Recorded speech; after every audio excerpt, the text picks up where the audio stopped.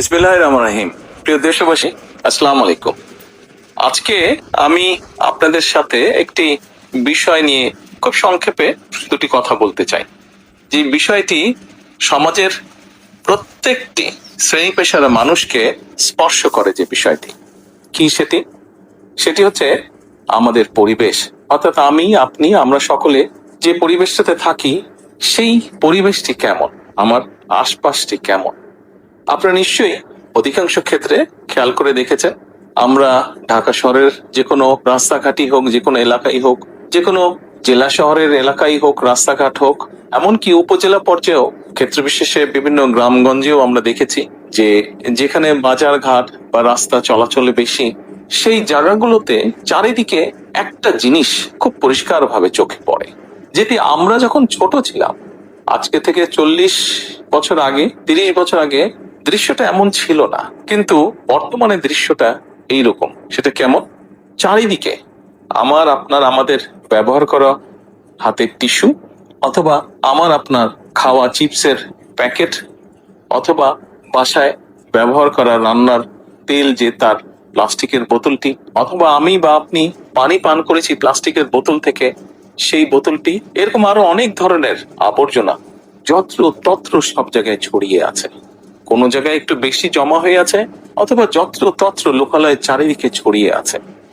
চিন্তা করে দেখুন তো, আপনার ঘরে, যে ঘরটিতে আপনি থাকেন, যে বাসাটিতে আপনি থাকেন, যদি চারিদিকে এমন টিস্যু ছড়িয়ে থাকতো, যদি চারিদিকে এমন আবর্জনা ছড়িয়ে থাকতো, আপনার কাছে কি ভালো লাগতো দেখতে?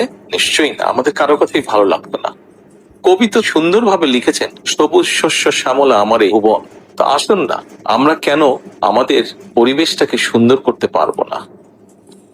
বাংলাদেশের অধিকাংশ মানুষই পায়ে হেঁটে চলে, অথবা রিক্সায় যায়, অথবা বাসে চলাচল করে। এই মানুষগুলো যখন রাস্তা পার হয়, বিভিন্ন জায়গায় যখন আবর্জনা জমে থাকে, ময়লা থাকে, এই মানুষগুলোর কিন্তু অনেক কষ্ট হয়, বিভিন্ন জায়গায় অনেক দুর্গন্ধ হয় আবর্জনা জমে থাকে।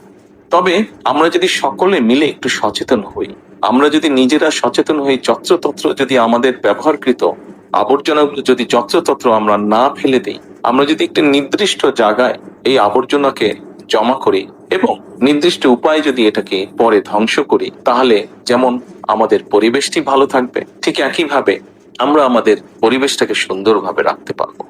দেখুন, অনেক জায়গায় আমি দেখেছি, গত কয়েক মাসে যখন আমি দেশের বিভিন্ন জায়গায় গিয়েছি, হয়তো কোনো একটি পুকুরের পাশ দিয়ে যাচ্ছি, দেখেছি পুকুরের ভিতরে বিভিন্ন রকম ময়লা স্তূপ হয়ে পড়ে আছে, অথবা পুকুর পাড়ে বিভিন্ন ময়লা স্তূপ হয়ে পড়ে আছে।